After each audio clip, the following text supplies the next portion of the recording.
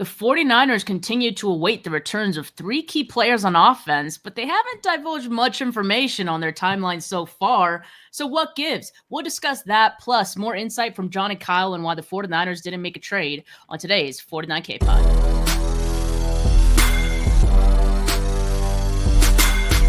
You're listening to the 49 Carats Podcast, a 49ers Goldmine production with Stephanie Sanchez.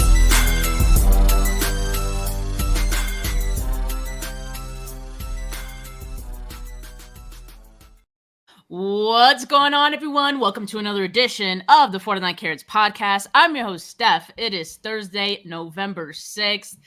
Back again with my Thursday co-host on a Third and Thursdays, Wayne Breezy. Wayne, we didn't see each other in New York, but we both had a hell of a time, did we not? Abso-freaking-lutely. I mean, New York's a pretty big state, you know what I'm saying? So you would have thought we would have saw each other at the stadium. It's a pretty big site, you know what I mean? I'm sitting here admiring how dope your headphones look, and I'm like, I got some earbuds in. I need a pair of headphones, and I just realized that I got these gaming headphones. I'm about to put these on while you talk, and don't mind me because I want to hear how they sound. I mean, these headphones cost like $200-$300.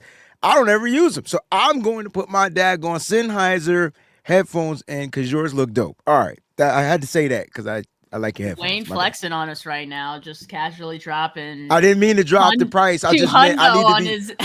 I'm saying I need to be using them. Is what I'm saying. They just literally collecting dust.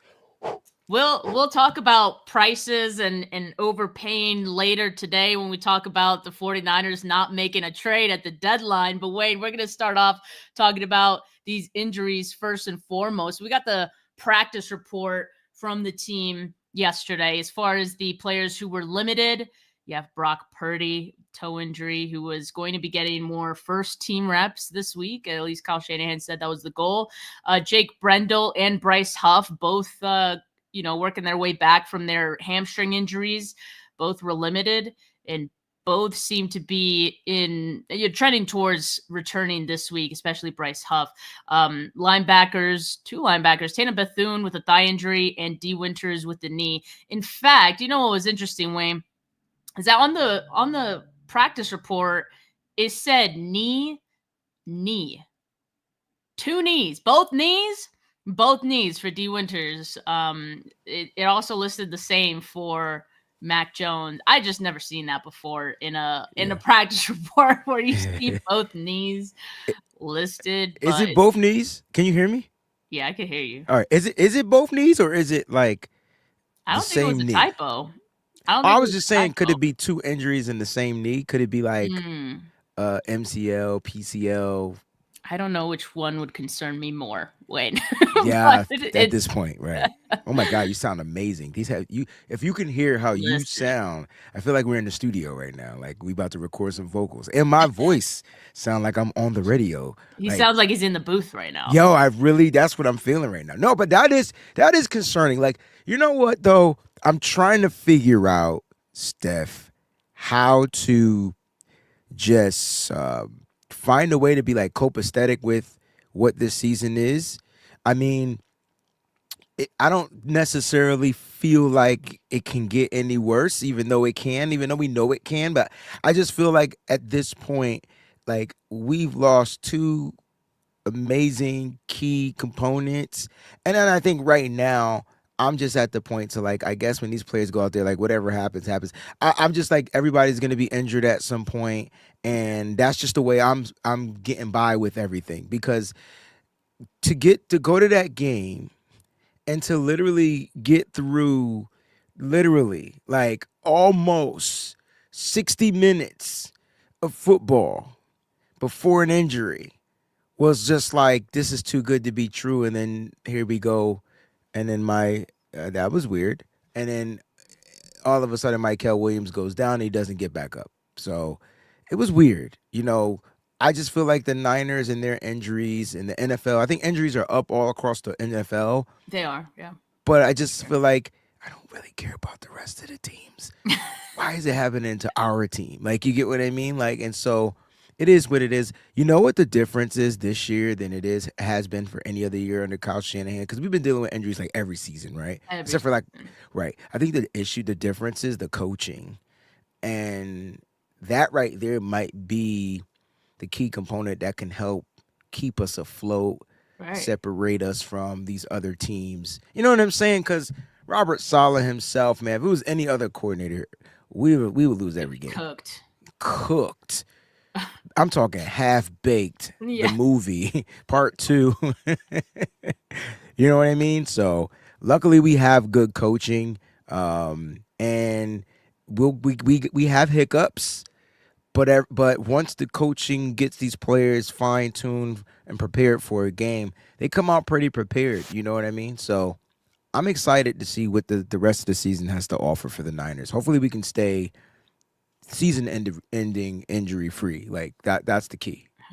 I really hope so. And I hope that's not too much to ask for. I mean, we're about halfway through the season at this point, and like you said, it feels like it can't get any worse, even though, we know that it could, but there's a level of acceptance, I think, with just the way the season has gone and all the injuries that they've had to face. And, honestly, what you said is very true about the coaching. Like, the coaching is the reason this team is 6-3, even with all of the injuries that we've mentioned, and on both sides of the ball, offense and defense. Robert Saleh making something out of nothing, man. And we already knew it was going to be somewhat tough with all the rookies that he was going to have to play on that side of the ball. And now with, injuries to Fred, injuries to Bosa, he's had to, make it work with who he has left. And, I think we could say hasn't been perfect, but he is certainly in most cases kept this defense competitive enough to where we know coaching has a big part to do with that. So, yeah, they're going to have to carry that, through the rest of this season, because as we mentioned, and we will talk about more here in a bit, I mean, they didn't make any trades at the deadline, at least. So, yeah, they're rolling with who they have. But let's get to the did not practice really quickly. So Michael Williams, of course, he's going to go to IR soon, but because he hasn't been placed on IR yet, he's still listed on the practice report. Then we got Ricky Pearsall with the knee injury, still not practicing. And then we had vet days for Christian McCaffrey and Trent Williams. But Wayne, I want to talk about this next. What is going on with Ricky Pearsall? And not just Ricky Pearsall, like so many other injuries that have kind of dragged on, and we're not getting really any updates. I mean, Kyle Shanahan was asked about it the other day when he spoke with the media, and he said, no, not a setback. It's just taking longer to heal than we thought. I don't know who this is an indictment on, but it doesn't make me feel good, because it comes with so many other injury questions and a lack of clarity with the timelines so far, and inaccurate timelines, if we're being honest. I mean, the 49ers told us that the reason that, they didn't put Ricky and they didn't put Purdy on IR for return to designation was because they thought, those players would be back within maybe 4 weeks, that they had a chance. And it was earlier in the season, so they figured that they didn't want to use up all their IR return designations so early. Correct. But they were feeling good about those players being back possibly within those 4 weeks. Now it's been like double that for Ricky. He could have been on IR to return like twice now, and he's still not practicing heading into this week 10 game now against the Rams. So this feels like a huge mishandling of the situation. And it doesn't give me much confidence. I mean, we already didn't have much confidence in, this strength training staff and all the injuries going on that have been going on for years now. But now it's really starting to look bad and rub me the wrong way. Yeah, and I respect that take. It's just tough. I do know that Kyle will play the game of the stash, the player, finagle the wording. It's actually a good coaching tactic type of thing. I mean, I watched before Kyle Shanahan head coach, I watched Bill Belichick do it all the time. You know what I mean? And so I I just feel like it's a way to how to work the language of the system. Now, as far as this injury, they said I think they said it was a PCL. So minor PCL. Did they say it was minor? I want to say he said it was minor. I want to believe that too, but if it's minor, then they lying. Clearly. I mean, they're either lying or they had bad information. From who? Their doctors? The doctors, that's what I'm saying. Okay, so then that means the team doctors need to be fired. Right? Now. That's kind of where I'm going. Immediately they need to be terminated. Because if I'm Kyle Shanahan, and so that's why I'm saying, like, some of the stuff has to do with roster manipulation. I believe in that. Yeah. But if Kyle is being fed information from his doctors, his team doctors, and this is false, not false information, but not like clear information. How about unclear information? We can start there. And I need my players. And I'm not going to get my player, and I'm not doing what I probably should be doing to manage the roster because you told me, Steph, that it's minor, then your ass got to go. This is the issue. That's what I'm saying. And, we're saying here, the Christian McCaffrey injury, that was a whole nother thing. He was out 2 months last year with the PCL. Okay, fine. Minor, KJ is saying minor would have been half of what CMC's timeline would be. That's the timeline we were fed from the beginning when they said that they didn't put him on IR for designation to return because they thought he would be back around the 4-week mark. And then Ty says PCL injuries are 6 to 8 weeks. Y'all can do the math. Tell that to the doctors. Tell that to the doctors. If Kyle Shanahan's getting the information that he thought Pearsall was going to be back in 4 weeks, and this comment here is saying it's 6 to 8 weeks, then why is the doctor saying that it could be within 4 weeks? But it depends on the grade, right? Is it grade 1, grade 2, grade 3, grade 4? They said minor. They didn't give us that information. No, they don't. So they haven't been doing that as of lately. I don't know if you noticed that. Even with this toe injury, like, we don't know how severe the turf toe is. Right. But my point is, a PCL can be 2 weeks, 4 weeks, 6 to 8 weeks, 10 to 12 weeks, depending on how severe it is. But if you're going to put the word minor in front of it, I'm sorry, minor doesn't equal severe. I don't care what language we speak. If you look up the word minor, it's no way that it correlates with the word severe. Major, severe.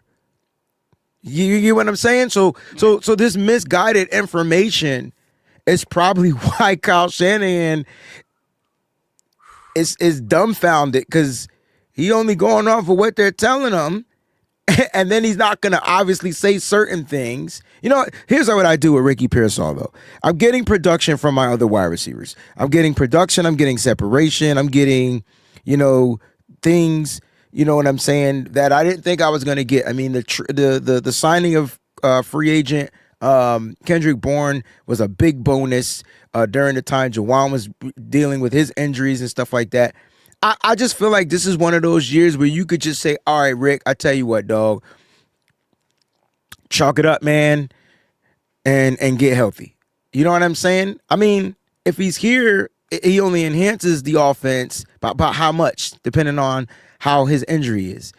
And if we're talking about a PCL, we're talking about a knee injury, one slight move laterally, rip, and now it's an ACL, PCL, type of situation. So I just, I don't know, man. I would play this. I would tread this one super lightly. Like, so in Brandon Aiyuk's situation, he was hit and it tore all 3 of the ligaments in the knee. Whereas he landed, I guess, awkwardly on the knee, and they're not even saying it's a tear. It's probably like a minor tear or whatever. But if he does go out there and play and it's not fully healed, it's going to put strain on the other ligaments in the knee. And the next thing you know, those ligaments possibly can go. So I would play with I wouldn't play with the Ricky Pearsall situation. I think My thing is then just Put him on the IR. season-ending IR. I mean, it doesn't have to be season ending. At this point, If he's already missed so much time. It could be for return. But the reason why I said season ending is because do you necessarily really need Ricky Pearsall at this moment? It'd be nice. It would be nice. It would be nice. But you'll be risking him to be possibly out now if he gets re-injured from a PCL injury, from another ACL, from another ligament injury. Now you're risking further. You get what I'm saying? You got a big room full of wide receivers.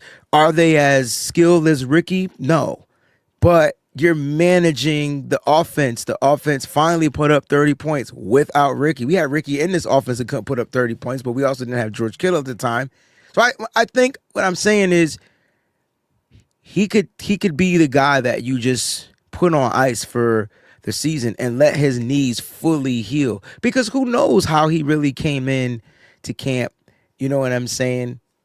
And you know, even from his rookie season, didn't really do much because of all the stuff that happened. I know he played a little bit, but this guy, not saying he's injury prone, but it just seems like his body needs to kind of like adhere to the NFL right now, and it's just not taken to the NFL. Some players, though, Steph, you watch this, some players take time. Like their bodies have to grow to NFL, from collegiate level to NFL level. And so I just feel like maybe he can just focus on that and the playbook. He clearly has the skill set to be a number one wide receiver, you know.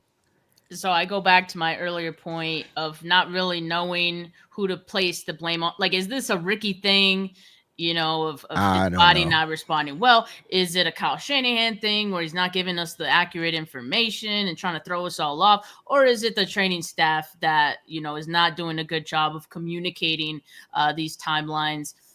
I don't know, but I don't like it. And they don't owe us an explanation, but when you give us a certain day or like not a day, but like a certain timeline or an expectation, and then a player is not back and it's way past that expected point, then I mean, yeah, I'm gonna look at you sideways. And also I think, you know, for Kyle, and I don't think he's happy with the situation either, just because of the whole IR thing. They could have handled that so much differently. Like I said, they could have used those roster spots so badly earlier in the season. I think that's where we're going with this, right? It's more about Kyle being able to manage the roster just a tad bit better, right?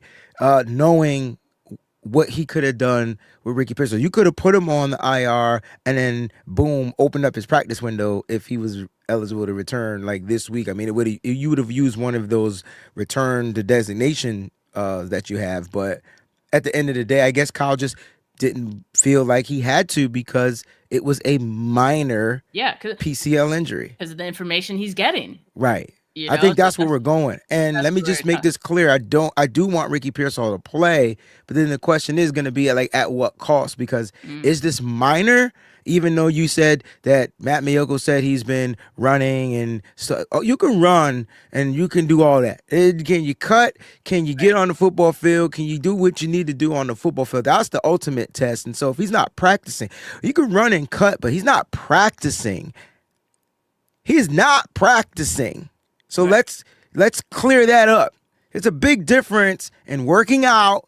I can go work out right now, but my knees hurt, so it'll probably affect the way I practice, but I can control my workout environment, man. I can go slower as fast as I want. When you get into practice, it's full speed drills, minimum contact. You know, you're ramping it up. Until he practices, I don't think he plays. And right. I think that's fair to say to everybody out there.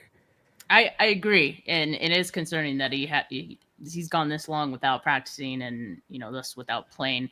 But we got another wide receiver. We got some updates on Brandon Aiyuk. Of course, we're waiting. I miss BA, man. So here's what Kyle Shanahan had to say. I mean, I'm pretty confident that he's going to eventually. I mean, at least open up his practice window. We talk about it being week to week right now, so still wait until he's ready. Just wait till he's ready. And then he was asked kind of like a follow-up question. Is it just that he needs to hit certain markers and all that? And so, yeah, it seems like that's the case. He just hasn't really hit a particular marker to where, they feel like they could open up his practice window quite yet. And so right now, Wayne, on the Aiyuk thing, I feel like we're around the timeline of last year when this injury happened, for example, of what we kind of expected his return or around his return would be. The only thing is, Kyle Shanahan did give us some dates, or some weeks to like kind of circle, and why they weren't super definitive. He did mention week 6, then that passed, and then he mentioned week 10. Week 10, you're looking at this week, and he's not having his practice window open this week. So again, like I'm still just going back to the fact of why are these timelines so damn wonky and you can't figure this stuff out? Is it the player again? Like are we looking at Aiyuk like we're looking at Pearsall and being like, well, what's going on with you guys that you can't stay healthy or you can't get healthy? Okay. Or is it like I continue to say, is it the staff of the training that's giving certain expectations and timelines, and then it doesn't happen that way, and everyone looks dumb? Like, I'm sorry, but Kyle, I'm not saying Kyle looks dumb, but if I were Kyle, I'd feel dumb, going up there and having to correct, I guess, like the timelines week in and week out, damn near, to clarify where Aiyuk and Pearsall and even Purdy are at. Like, it's crazy. It's crazy. I don't know. I don't know what the procedure is when it comes to disclosing the injuries. I think from what I've been told that you have to disclose an injury if a player is injured, whether they have 2 or 3 injuries, you only got to disclose one of them.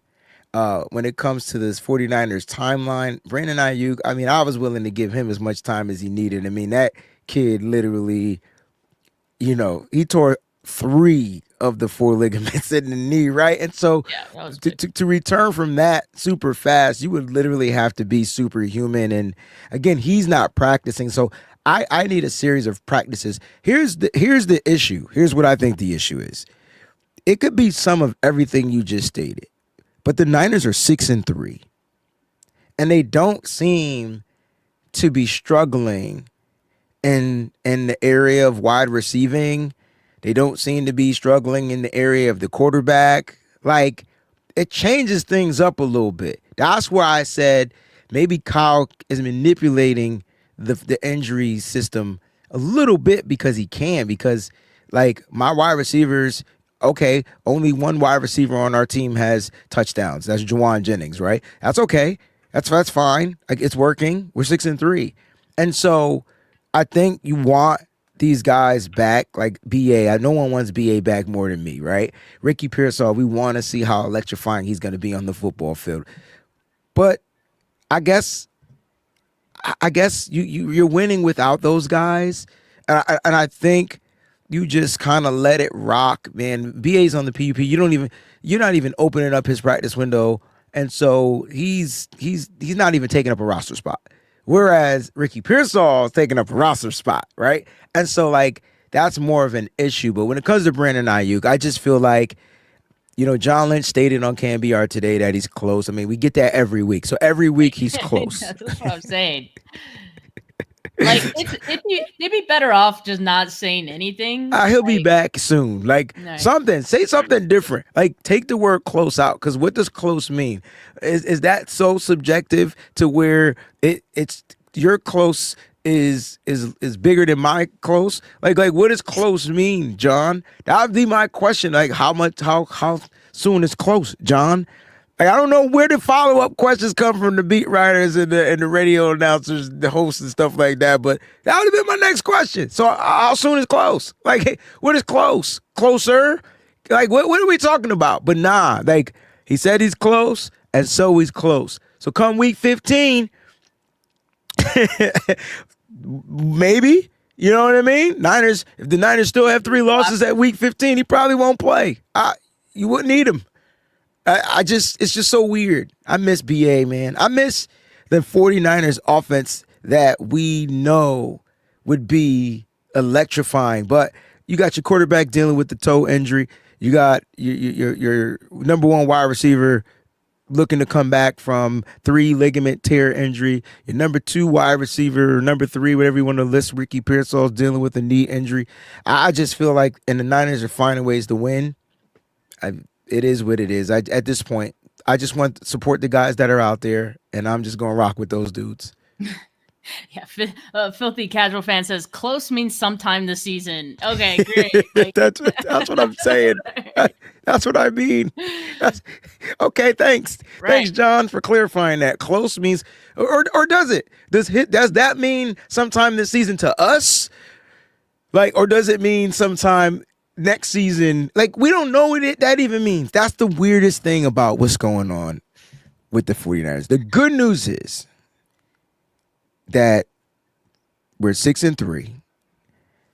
We're in third place in the NFC West, but we lead the NFC West as far as division wins, and we have an opportunity to go out there and take first place in the NFC West this weekend by sweeping the Rams. I couldn't love my chances even the more, and our backs are against the wall, and nobody's really going for us because we're just so depleted as a unit. Like, had Nick Bosa, had Fred Warner, even without Brandon Aiyuk and Ricky Pearsall, had just those 2 components still been on this roster, you would hear a lot of topsy-turvy. It'd be different, but they're not.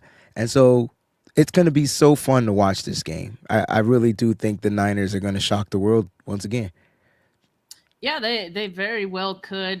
But, it seems like it'll be without Purdy for another week. And John Lynch did give an update on Purdy on KNBR. But it was kind of like, as we've been saying, just the same sort of update we've been getting. I mean, he says turf toe is a tough injury, painful and persistent. And he's doing more this week. And they'll evaluate him and at the end of the week and see where that goes.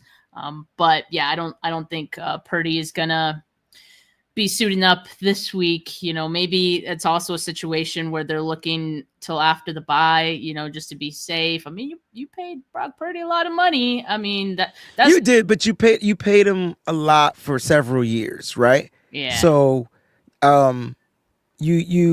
you want him on the field, but unfortunately, health is preventing that, right? It's like you going to work and you getting really sick, and then like you just can't perform. You can't be out there and whatever. And so, like, yeah, your contract is what it is, but they got you covered, right? I feel like Mac was the perfect insurance plan. He's going out there, he's earning his factors in his contract and the incentives and all that type of stuff, you know what I'm saying? And it's challenging him to be great. I know there's some takes out there where Brock Purdy, is he fair in his job and stuff like that? Absolutely not.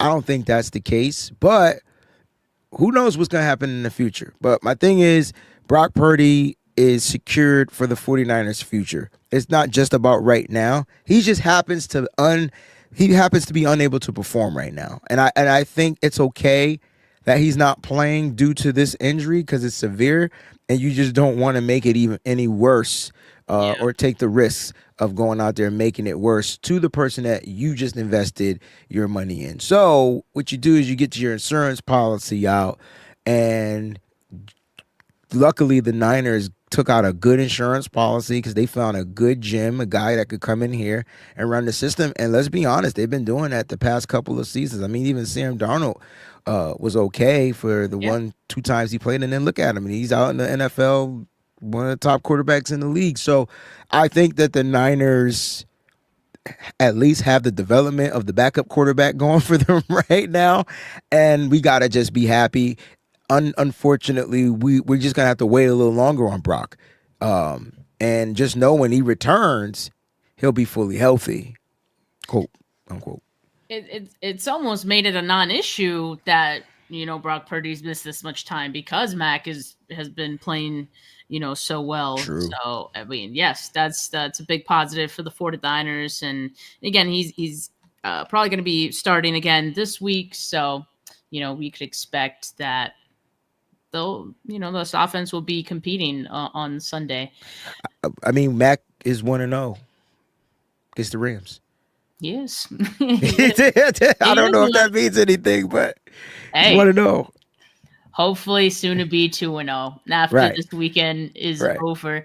But Wayne, the other big topic from this week was, of course, the trade deadline happening on Tuesday, and the 49ers, as much as they were in reports, ultimately did not make any moves on Tuesday at the deadline as many thought that they would. Kyle Shanahan, did talk about this. I'm going to play his clip first, and then we'll talk about what John Lynch had to say as well. Yeah, I don't think it has to do with how we view this year's team. I think we worked just as hard this year to make a trade that made sense for our team this year and next year, just as hard as we do every year. I mean, there's a lot of teams with records like 6-3 or better that didn't make any big trade.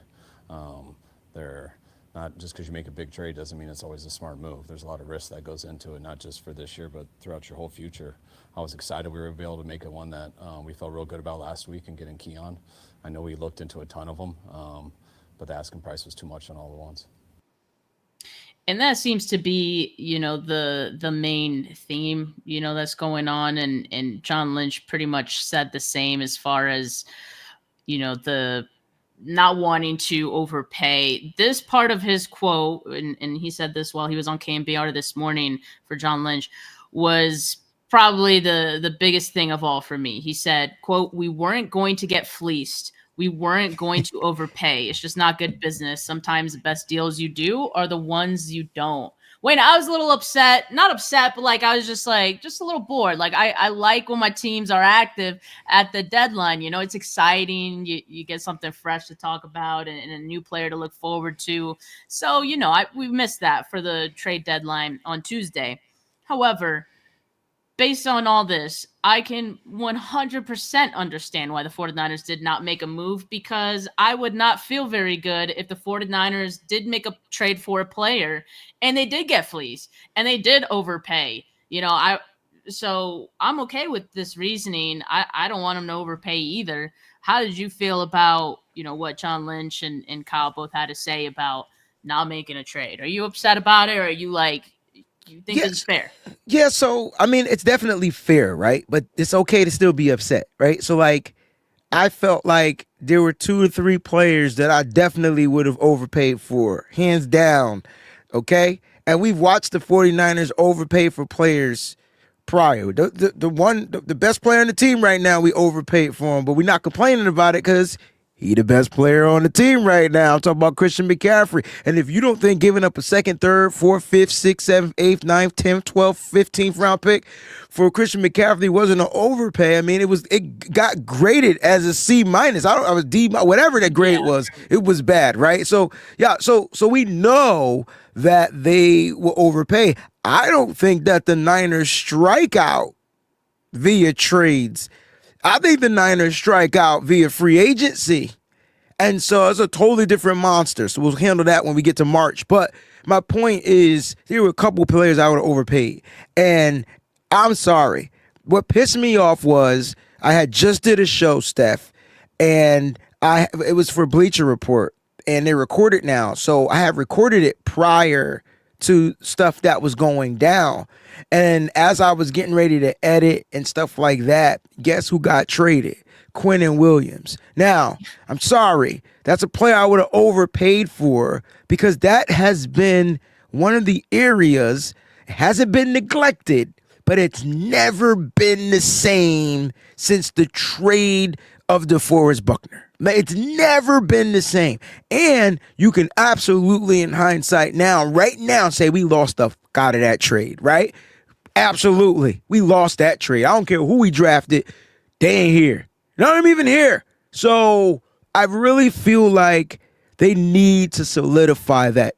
Now, I know they drafted 2 players, but the more the merrier at defensive tackle for me, man. If it's all about rotation and whatever, I think I would have went after that. The other player that I heard in trade talks that I would have definitely overpaid for was Minkah Fitzpatrick, because that's a position that the Niners have not seen since, I guess, Jimmy Ward, the ball hawk. If that's what you're really looking for, I just don't think we have that here. I don't think those are the types of safeties that we've drafted. I apologize if that's my phone going off.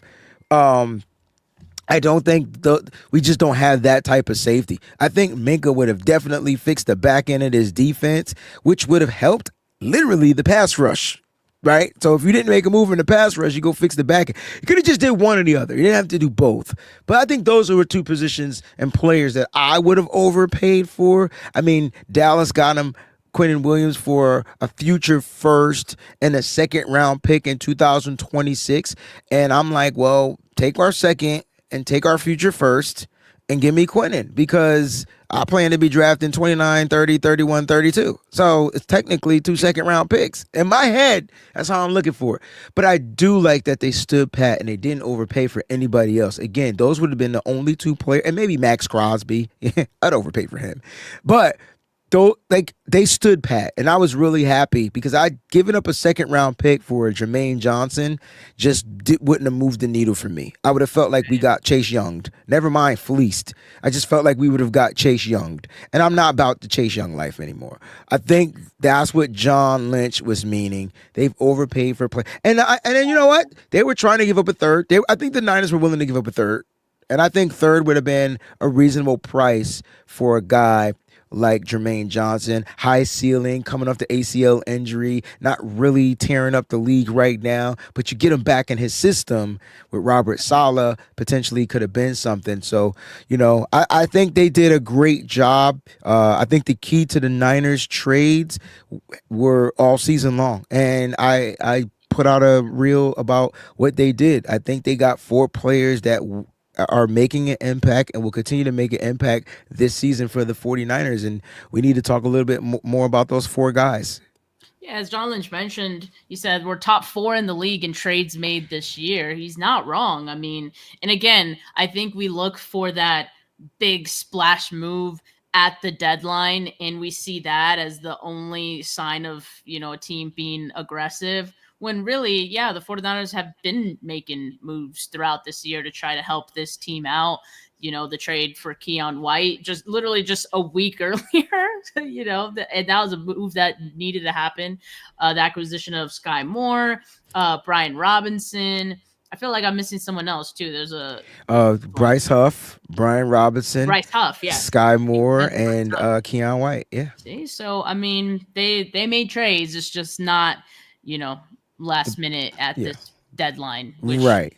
I think we would have. They jumped ahead of it. Yeah, and they were trying. So you got to give them. Trying. You got to give them props. They were definitely trying, in my opinion, but it just didn't pan out. Well, Mike Silver. Oh boy. Tweeted out. And this was yesterday. He said, the reason so many 49er fans and plenty of people in the building are so frustrated the team didn't make any trades yesterday isn't because they're in search of some knee-jerk sugar high. It's because this injury-plagued defense is currently constituted isn't good enough.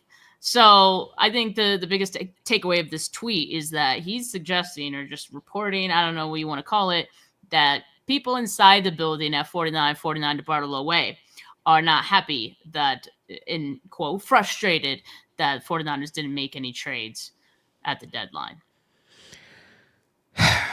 Make of that what you will. I mean, I'm sure there was frustration. I mean, you were frustrated. I was frustrated. We're not even there. So I'm sure there was some type of frustration.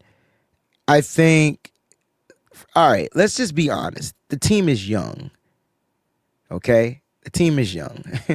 So the team is just we don't know. It's a lot of unknown in the youth. And there needs to be lots of development. Now, this could be a good way of saying, all right, jump into the frying pan, let's get this cooking, let's see who we rock it with. Cool, for sure. I think the people at 49 DeBartolo Way was probably hoping they could have added an extra piece for the right price.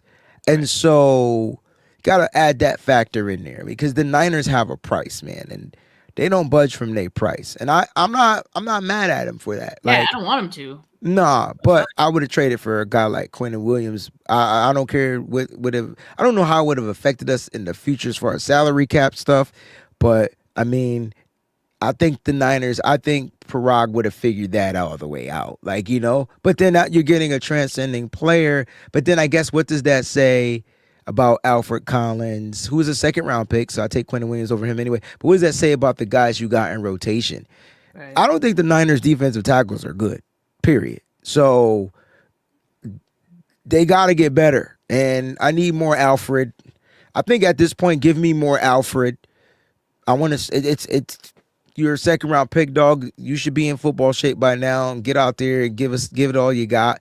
And let's see what we got. We'll see what we're working with against the run, as well as against the pass, So we'll see what happens with the Niners. But I don't buy into any of this crap. I mean, yes, I think people were frustrated, but at the end of the day, they know we got a special unit here.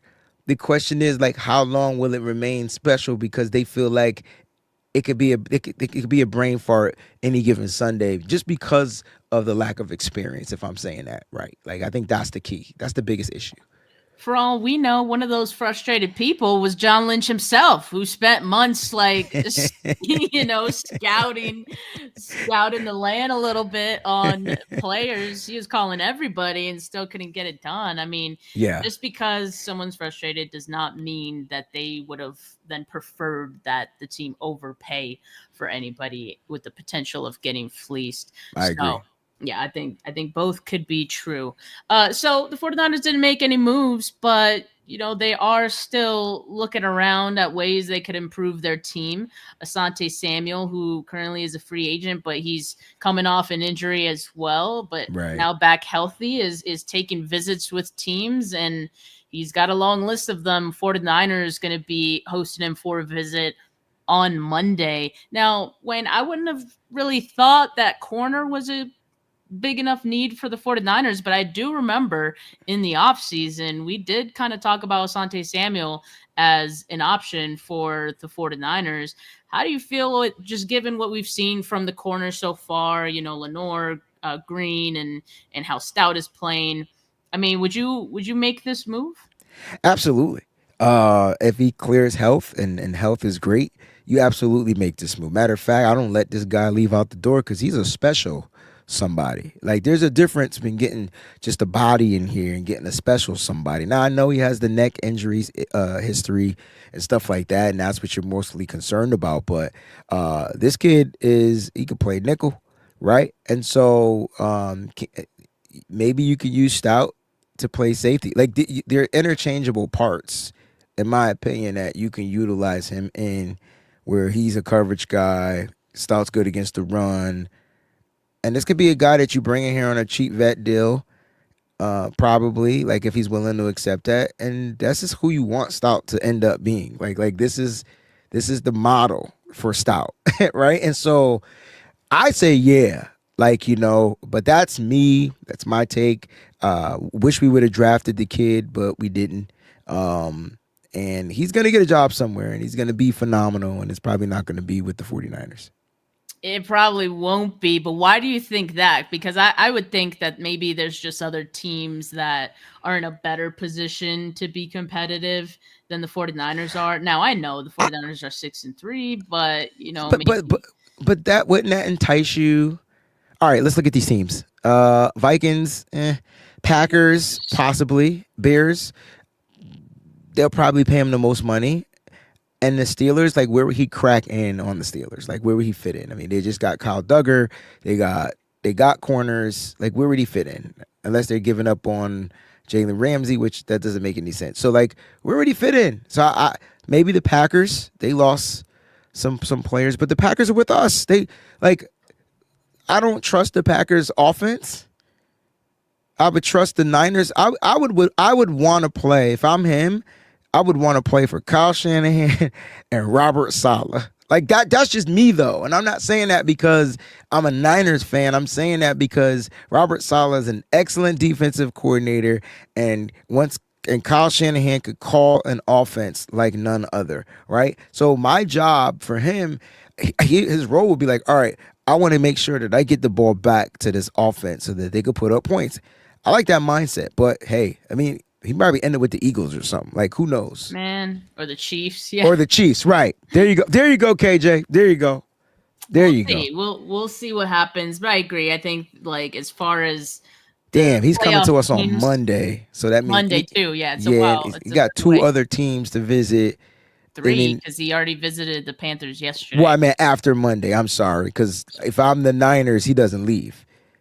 Yeah. I don't let him go to Chicago or Pittsburgh. I wouldn't be mad if the 49ers made this move, but realistically, I don't think we expect that he Okay. will sign with the 49ers. And that's the truth, because I think the Niners are going to offer him $2.50, and then I think the Bears are going to offer him $250 million. I'm just making up numbers, but yeah, $2.50. yeah, you know how it be. Offering him a Big Mac, man. Even Big Macs cost more than that these days. Big y'all, man, and Big Mac like $8. Inflation You know, is Chunk real. I remember when them meals was $2.99, and I felt like the food was more bountiful. Like It was way better. it was way better, They fill you right? up. Yeah, right. Now you eat a Big Mac, and it's like you got to order two just to be sort of kind of full. Nah, something ain't right. Something ain't right. It's the math ain't mathin'. No. Nah, the Mac ain't mathing. Whatever. No. But we digress. We digress. All right, wait. Let's end this show with the Okay. third down convert. Third and long. What's the 49ers' biggest challenge this week against the Rams? Really? Okay. You want me to go first? No, because I mean, these are parts of my keys to victory, which is cool. So I don't mind saying it here. I think the biggest challenge, though, for me is protecting the quarterback. And you're facing another lethal pass rush, right? Now, I love what the Niners were able to do last week against the Giants, and literally Brian Burns was the only guy that went off. But we know Jared Verse is a different monster, and I would say Trent Williams will hold that down. But there's this guy named Byron Young that no one ever seems to talk about, and he's number 2 in the league with 10 sacks. So he always, since he's been in this league, has given the Niners fits, problems. I expect him to give problems again. So got to find a way to stop Byron Young. Got to find a way to protect Mac Jones and give him time. I mean, Colt McKivitz gave up 4 pressures last time they played week 5, 1 sack, 1 hit, 2 hurries. I'm expecting the same type of performance. Here's the difference, though. Let's chip him with some George Kittle. Kittle didn't play in week 5. So that could be the X factor right there to help out, neutralize the pressure of Byron Young. I didn't mean to give you the answer, but I feel like that's my biggest concern, because Mac, we need Mac to not be under duress, so that way, he completes those passes down the football field. Not, it's gonna be fumbles and all that kind of crazy stuff, in my opinion. The thing that kind of sucks is that I feel like Mac has had a big responsibility to keep himself, out of 100%. Way. 100%. And he's done a really good job of that so far, and just getting the ball out quickly. That's a large reason why, you're seeing Christian McCaffrey get these stats as a receiver. Pretty much the team's top wide receiver this season. Without a doubt. Which is why, when we talk about Pearsall, we're just like, yeah, we're fine. We're fine. But yes, I think that's a big one, to just keep Mac upright in this game. And again, yes, the offensive line has that responsibility, but Mac does as well. And the hope is that here's mine for this one. The biggest challenge, trying to replicate the game plan from the first time you played the Rams. Because I think the 49ers are going to want to try to do the same thing, play keep away, get the ball out quick. And then on defense, just try to stop Stafford in ways that you have been successful doing before, or limit him as much as you can. But the Rams know what's coming. They know the 49ers are going to try to do the same thing, and they've had time to not only just prepare, but they've gotten better. It's crazy. It's a little scary, but they've gotten better since the last time these two teams played. And we're looking at, a chart here that's showing what the Rams are good at as far as EPA per play and EPA per rush, all these statistics, right? there's a lot of green on the Rams side. And I'm just like, what don't they do well? The only one that's, not in green is the rush. EPA per rush, which they Yeah. rank 20th out of 32 teams. Everything else, they're in a way more favorable position. And now this time that you're playing, you're not going to have Fred Warner. So, Right. it's going to be a different ball game. So I think the biggest challenge is just going to be trying to replicate what you already did. And if you're expecting the Rams to counter some of those things, how do you counter that? That's the biggest thing for Kyle to figure out, and Salah. I agree. It's going to be tough, especially when your leader is not out there to kind of like, control the game on the defensive side.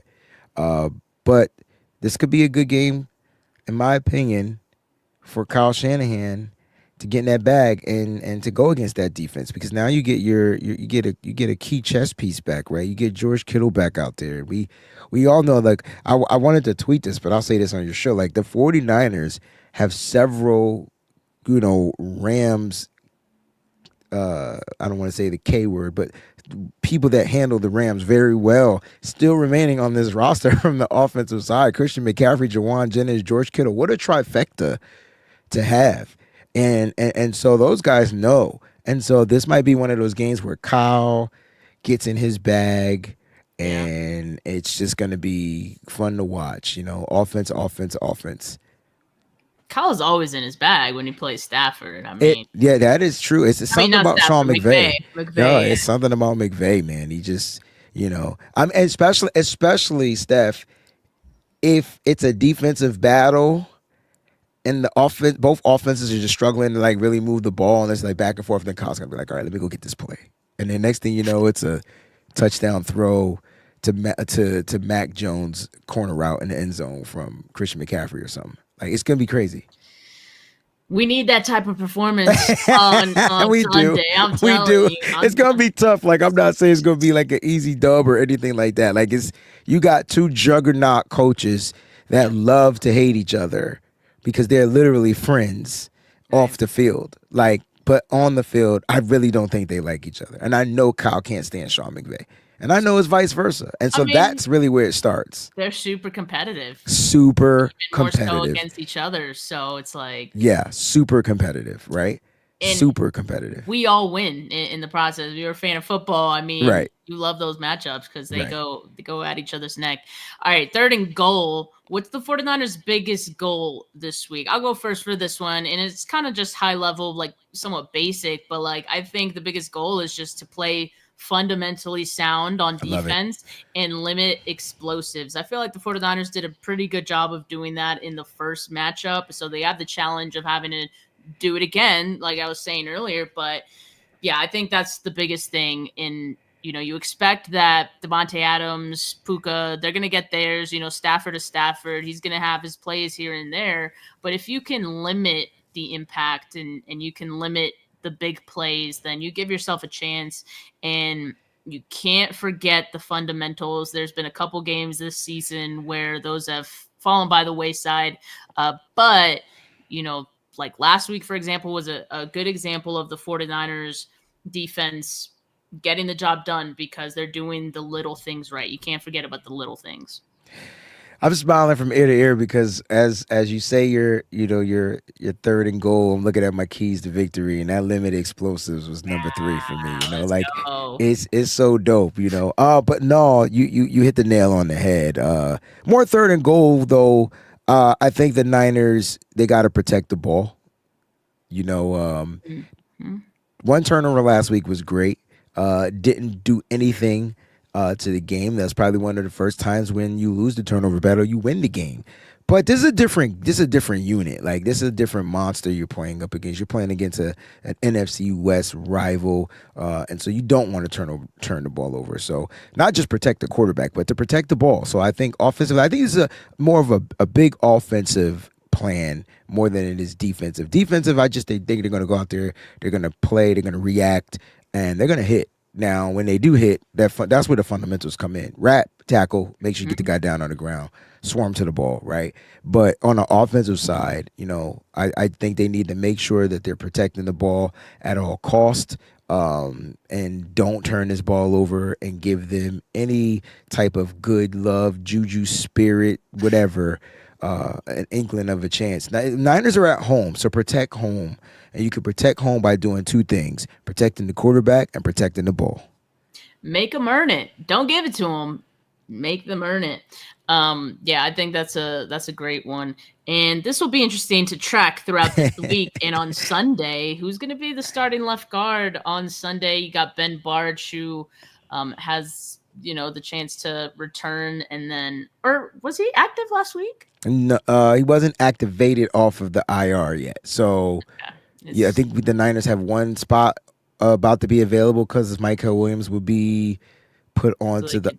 Yeah, so I believe they'll activate Ben Barch this week, and I think he'll play left guard. I think that's the guy at the left guard. If he's healthy, he's the better guard. Barch? Yeah.